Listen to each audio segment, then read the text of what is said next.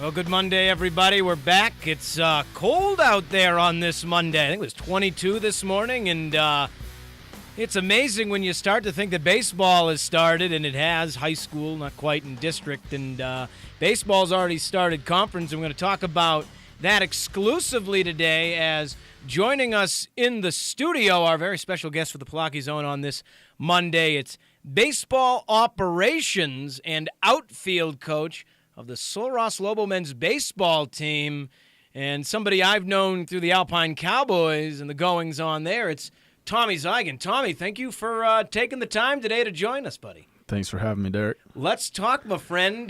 You're a New Yorker. I believe it's Glen Cove, New York is Correct. Is where you reside. Okay, lived in upstate New York, from Massachusetts, but lived in upstate New York before then.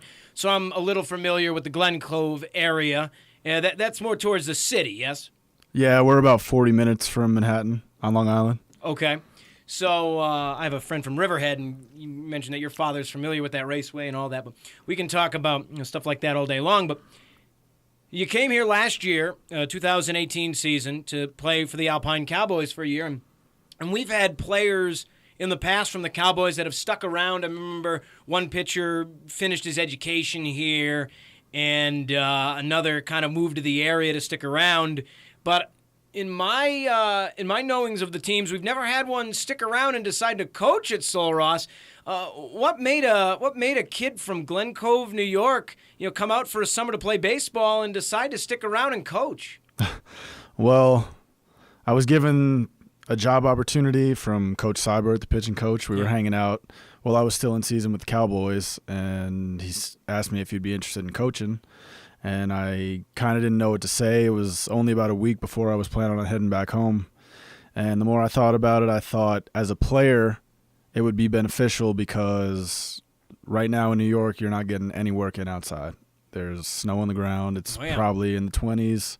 So I figured as a player, being able to get work outside year-round would be beneficial, but also in my past I've done a lot of clinics and stuff like that. So I've learned that I actually learn a lot from teaching. And that it's been beneficial so far. It's been pretty fun. And you've been doing clinics as well for youth baseball players, right? Talk about that. I have. I run camps Monday and Wednesday every week from 5 to 6, ages 8 through 17. Right now we have about 5 signed up for this next month, but it's a good time. I like working with younger kids, especially some southern younger kids who are a little more disciplined than the ones up north. Oh, yeah. But, no, it's a good time. I love giving back to the community and helping kids get to where they want to be in the game. So what are you really teaching them? Give the fans out there some of your background in baseball, and with that, with your time at Sul Ross coaching, what you've been able to teach the kids in your clinics. I think the most important thing right now, the average age is about 10 to 12, so it's still a developmental age. Sure. So I think for them it's just, working mechanically, hitting-wise, taking ground balls, fielding fly balls and throwing and stuff like that. It's more so about getting them in a good realm mechanically because the strength isn't there yet. They haven't really hit their big growth spurt. So I'm just trying to teach them, the proper mechanics to the swing and taking ground balls and stuff like that. Now, with teaching kids, when you talk about the fundamentals and all that, there's another aspect of the game of how to be a ball player at the same time. You have to teach them a little bit, right? And I know you from the goings-on with the Cowboys. You were always a stand-up guy and sort of a leader in my estimation. So away from the, teach them how to swing, teach them how to field, teach them how to throw, what else goes into a baseball clinic? I think it's important to make friends with the kids that you're doing the clinics with. A lot of them know each other just because they're local kids and they go to school together and they play Little League together. But I think it's important to just learn how to be a good teammate. We play a lot of competitions and they'll root against each other because they want to win. But when it comes down to being in the same dugout, you got to be able to root your guys on. And I think they learn that and they understand in a competition setting it's okay to be competitive. But it's just about being a good friend, being a good teammate, supporting your guys, and just being a good vocal and physical leader, leading by example. Now, you've been out of college since when? Remind me. 2017. 2017. Okay, so you're almost fresh out of college, we'll say, as compared to me of 2014. And you're teaching the younger kids in your clinics. That's fine. There's a big age gap there. But you're a young coach that's been put into coaching college kids, which you were once one, and honestly, you still look like one. I mean, we all do at our age. Talk about there's got to be some trouble when it comes to someone of your age trying to coach somebody of a similar age, right? It could get a little difficult Yeah. because I think, me personally, especially since I'm still playing, I still have the mind of a player. Yeah. But it's good. I mean, our guys, they listen. We have fun together when we're on the field and when we're on the bus rides and all that stuff. But, when it comes time to pay attention and listen to what I'm saying, they do a good job. I'm not going to be out there howling at them, making them run and do push-ups and all this stuff. I'm more here just to work on the things we need to work on. And if they feel as though they need to get extra work on, they'll text me or call me or whatever and ask me to come up to the field and hit with them or whatever. We have a freshman that I hit with pretty often, and I'm just here for the guys when they need me. Right. Now, outfield coach, that goes without saying. You coach the outfield, but obviously more goes into it than that because you have infield coach, you have hitting coaches, pitching coaches. What exactly does an outfield coach do? Is it more than just teaching them how to, read a fly ball and hit the cutoff and all that? What else goes into it? Well, luckily coming here, I was blessed to work with some guys that were already some pretty outstanding outfielders. Wesley Moss and Ryan Acevedo are two guys that could track anything in the outfield. All their throws are spot on. So for me, it wasn't much of getting them better. It's just about making every rep quality. So I think, coming in, I just try to get them to have fun because this game could be so pressure-packed when it's all about stats and it's all about, results on the field when that doesn't always indicate how well you're playing. But I think it's more so baseball IQ more than mechanics even. I think the mechanical age was high school and all that stuff, so they know how to play outfield. It's just knowing situations and knowing where we're throwing the ball at each time and getting reps in, and that's pretty much it. Now, at a college level as opposed to professional level, I was in baseball operations for a few years and still kind of am with the Cowboys during the summers. Now, what exactly does that mean at a college level, though? Because on a professional level, you could be talking about recruiting, so to speak. You could be talking about day-to-day operations. You could be talking about liaison work or contract work or stuff like that. But what exactly does that mean at the college level? For me, I had Cody Remore here for a few weeks, Yes. but he just headed home. Yes. So for me, that's making sure all of our hotels are booked for all our road trips. That's another thing. Getting the receipts from the hotels after the road trips, helping with the food and organizing all that stuff. So it's all based on our road trips and getting everything together and ready for game day. But from experience, that's a good skill to have. Yeah, I think, the first couple of weeks I was a little more behind the scenes and Cody was taking the lead on it just because he had been here before and he kind of knows how to handle that stuff. And it was new for me, but no, it's definitely a skill that I think will be able to help me even outside of baseball in the future. Good for responsibility-wise and you know exactly what to get, whether it's baseball or some other business you're working in. That's definitely a good thing to have.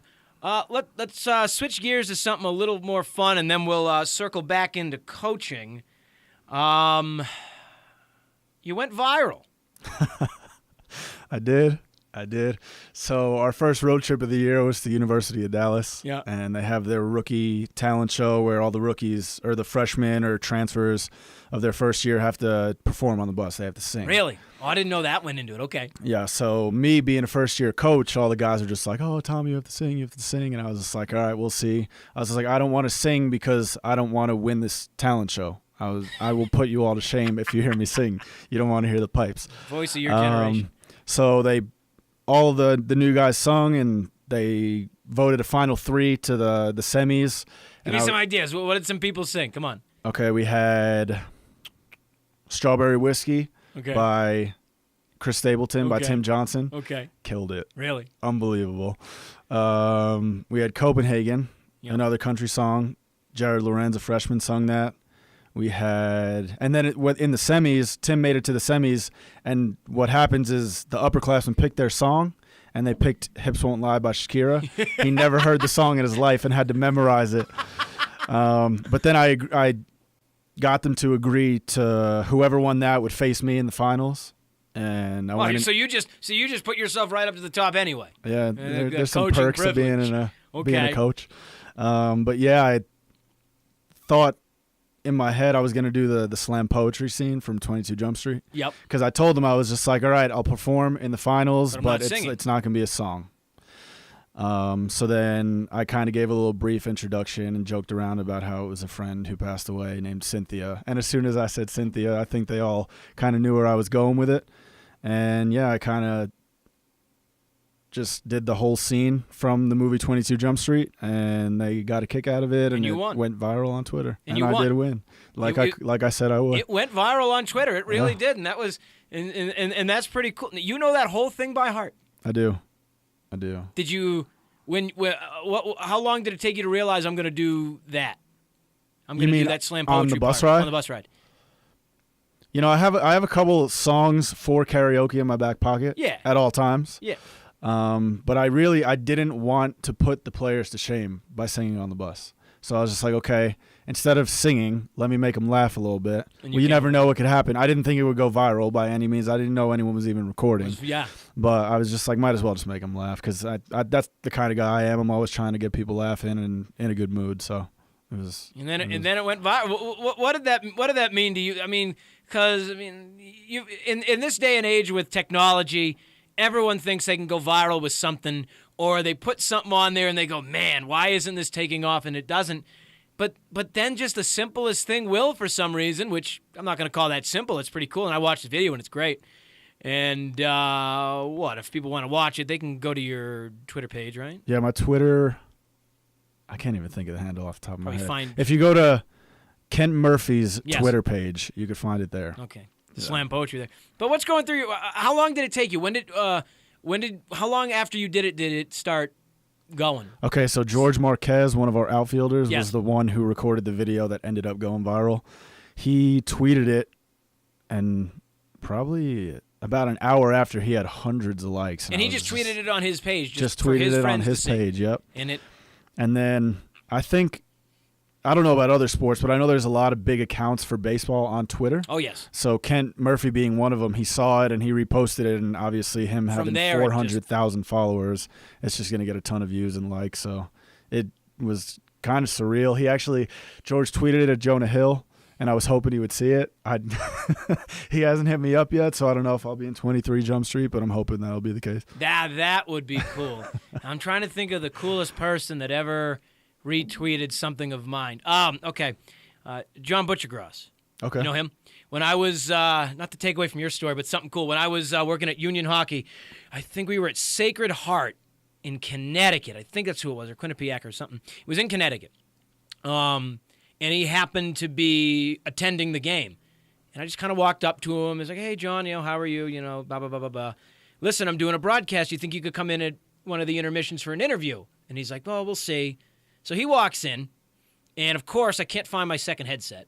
So there's a picture of me holding a headset with a thing, talking like this, and then putting it up there.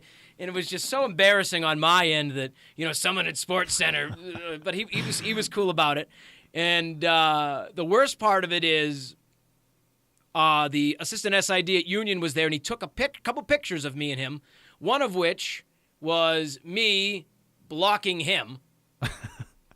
And another one was me in the middle of what I thought was probably a sneeze. So I'm like, so I retweeted him last year when it was an anniversary of it. And it was like, that time I interviewed John Butchergross holding back what looked to be a violent sneeze or something. And he sent a comment back of like Ryan Reynolds rolling his eyes or something. So I think that was the coolest one. That or Joe Gatto from Impractical Jokers once responded to something I said. Really? But that's my cool story. But that's awesome. I mean, I don't want to say little Sil Ross baseball, but Sil Ross baseball there can get a little love on Twitter. That's got to be pretty cool. What did Bobby think of it? He actually tweeted back, I think, at the Kent Murphy account, and he was just like, hell, if the players win and they want to do this, I don't really care. Let them have fun. But real quick, back to your story you just told, just because you mentioned Sacred Heart. One of my best friends in the world, Karina Zupa, she played softball at Sacred Heart, so shout out Zup. There you go. Shout outs are cool. We'll take a quick break. We'll come back with part 2 with our good friend Tommy Ziegen right here on the Pollacchi Zone. Back for part 2 of the interview in the Pollacchi Zone with baseball operations outfield coach Slow Ross, Tommy Ziegen. Tommy, cleats or rubber cleats or spikes? What do you like? When I'm playing? Yeah. Because you're still playing. Yeah. See, I've always been a metal spikes guy, but I was in the Frontier League actually before I was with the Cowboys. Yes. And 10 out of the 12 fields in the Frontier League are turf, so you have to Only wear have to rubbers. have rubbers. So if you have the professional rubbers, they're pretty nice, and they break in a lot quicker than metals. Right. And they're lighter, so they're pretty comfortable. Here on Coke or not, are you just all on rubber now, or do you still do? I can't remember if you go with the metal. Yeah. I like to switch my cleats up every once in a while. I like to have some swag on the field. I was gonna swag was the next darn word I was gonna bring up. But no more. I used the rubbers for the most part for this season. Yeah. You gonna stick with one walk-up song this year? Probably not. How many did you have last year? 3, I believe. Is it 3? Yeah. They were all good, as you would say. Hey, I'm here to get the people going. That's it. And that's important. Let's talk a little bit about Cowboys, because that's coming up. And how has, because you still want to continue to play, obviously. Two-part question here. How does being a player, and we talked about it a little bit earlier, how does being a player, change your idea of being a coach? And how has literally not taking any time except for a little time you took during the super slow period between the Cowboys ending last August and everything kind of ramping up in January here, how has basically taking no large chunk of time off from baseball, how is that going to help you come May when the Cowboys get back going? Yeah, I think first part, from being a player to a coach, I think it helps me because I think all the different coaches on the staff have a different personality. Sure. And that's going to happen in any work environment. But I think it helps me because being so close in age to those guys, I kind of know what's going through their head. I know what it means. I know what it feels like to be a player, to be a college player. Like you said, it was only 2 years ago that I was in college. So I think it helps me kind of be the guy who's almost one of the guys on the team who could just relate to the guys and is a guy that the players can reach out and talk to about whatever is going on and can help them out in that way. What was the second part again? Really taking no time off between, finishing up the Cowboys in early August, and you went right to work right afterwards, pretty much helping Bobby out with stuff, right? Even in 2018, you were signed on to be a coach. Yeah, I told Coach Mesker that I was going to be coming back down here to coach with him 2 or 3 days before I went home. Yeah. I got about 2 weeks to go home. I stopped in Ocean City, Maryland, chilled on the beach a little bit. Been there. Fantastic. Wonderful place. One of the best places ever. Oh, yeah.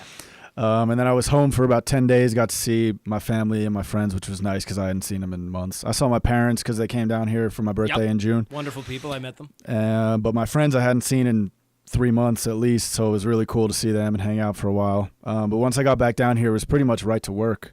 I got back down here, and the team was already down here, and they were doing captain's practices. And I met up with Eli, and he was just introducing me to different guys on the team that I'd never met. But it's been crazy. But the good thing is, being that this is really all that I'm doing right now, when I'm not on the field, I have time to kind of handle what I need to handle off of it or my own work on the field. So, talk about this team. Last year, before you got here, they were hosting the ASC tournament. I think it was the red bracket side, and fell in the 2 games and fell out of the tournament. So there is there's a thinking that they're going to be right up there again. And they took 2 out of 3.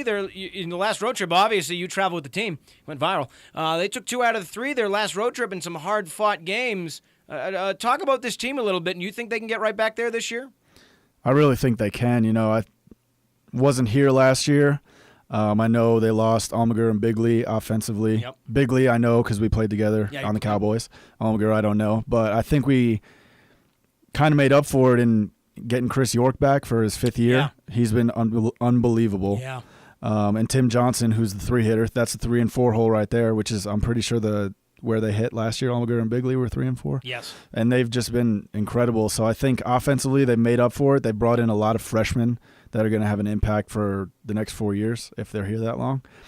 And then on the pitching side, they lost Cody Remore. But, Sam Russell's been stepping up and he's been big. He's been huge. Aaron Marquez, too. And then the freshman, Damian, has been coming in and being the Sunday guy, and we are fortunate enough to have his catcher from high school, Andres Martinez, too. So they're a little tandem that go together on Sundays, and they just work together so well. And I think, this past weekend kind of shows that when we click together, or when the guys click together, it's not really my doing, but they can make a run and win some games in conference for sure. What are some of the biggest things as a professional that you can maybe not fundamentally, but teach these younger players? Because you've played in a professional league where they literally do the same amount of travel that these guys have done. Yeah. You were just over in Belhaven, right? Correct. In Jackson, Mississippi. Yep. That's about 12 hours east.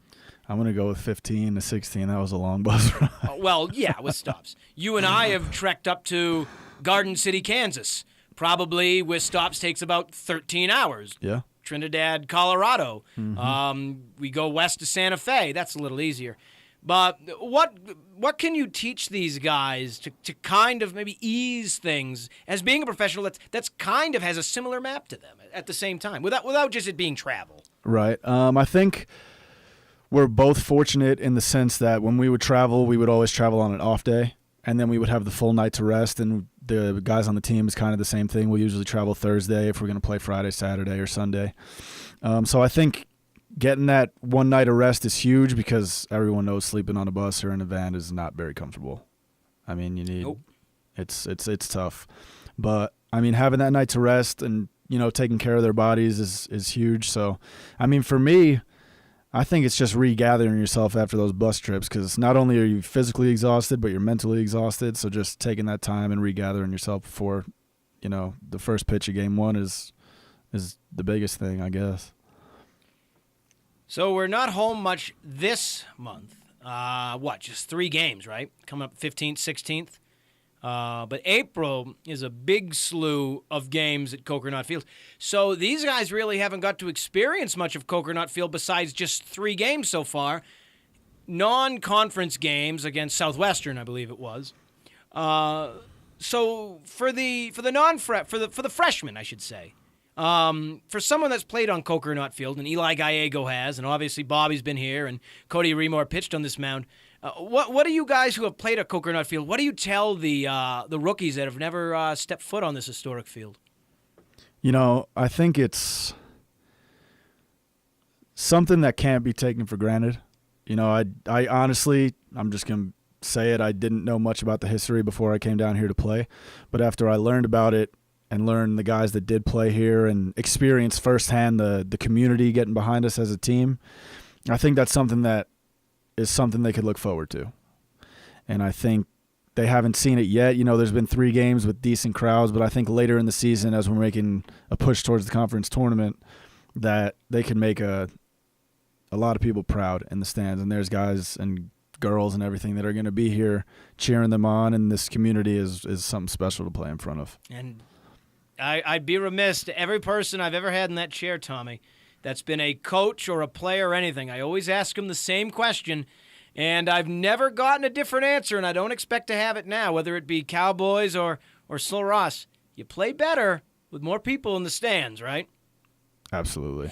I would rather play in front of 50,000 fans than 20 fans. Because in college, especially in the Northeast when it's cold, you don't get too many people at the games until conference tournament time. So, yeah, playing in front of a lot of people is a blast. I feel as though, the energy in the crowd translates to the dugout, and then that could just take you to a whole new level of play. I really do. Cowboy season coming up. You excited? I am. We'll see what happens. I'm still not sure. No. Like I say to most players I've brought in, and that are thinking of coming back, I say, I hope I never see you again, and you're doing something higher. That's my hope. That's the goal. Yeah, I mean, this community, like I said, is amazing, and I had a blast playing here last year, and could end up playing here again in 2019. I don't know yet, but we'll see. I'm excited. All right, here's a selfish question of mine. Last year, Cowboys ended on the road. This year's Cowboys 2019 schedule ends at home. Should I come out of retirement? 100%. 100%. I need your career batting average right now is 0. But a 1,000 fielding percentage. That's true. That's true. Come on, you guys. Maybe. See, here's how we're gonna do it. You need to come out of retirement. In the picture. And you need a DH. Because you're not going to ruin the fielding percentage. We can't DH. That's true. Okay, here we go. Here's what we're going to do. When we take the pitcher out, you're going to pinch hit for the pitcher and not go in defensively. I don't like it. Why not? Okay, would you rather have... I've played second base on this field, but not in a real game. I gotta get on the... I played center field. Looked like an idiot. Okay. But, no, I got to play second base. I'll hold that fielding percentage. You've seen me field. All right, but quick question. Yes. Would you rather hit 500 and field 500 or hit 500 and field 1,000? Well, hit 500 and field 1,000. You guaranteed at least the fielding part of it if you pinch hit. But I'd also rather hit 0 and field 1,000. Well, I suppose that could still happen. All right, well, we'll see what happens. We'll see what happens. Son of a gun. Tommy, we're running out of time, and I'll open the floor for the last 30 seconds if there's anything you'd like to say to the people out there listening or might be listening later. I feel bad for all you West Texans that have never experienced New York pizza. It's life-changing. It is. It's one of the greatest foods on the face of the earth. Bagels. Bagels, too. And a lot of people, I tell people that, I'm just like, the bagels in New York, Long Island especially, are the best in the country. And they're just like, how good could a bagel be? Come to Long Island, come hang out, we'll get some bagels and pizza, and you'll see what you're missing out on. Yeah, that's true. Tommy Ziegen, baseball operations, outfield coach, and still a player. Thank you for joining us, and we'll have you back soon, huh? D-Rock, thanks for having me. Thank you, sir. We'll see you next week on the Pollacchi Zone.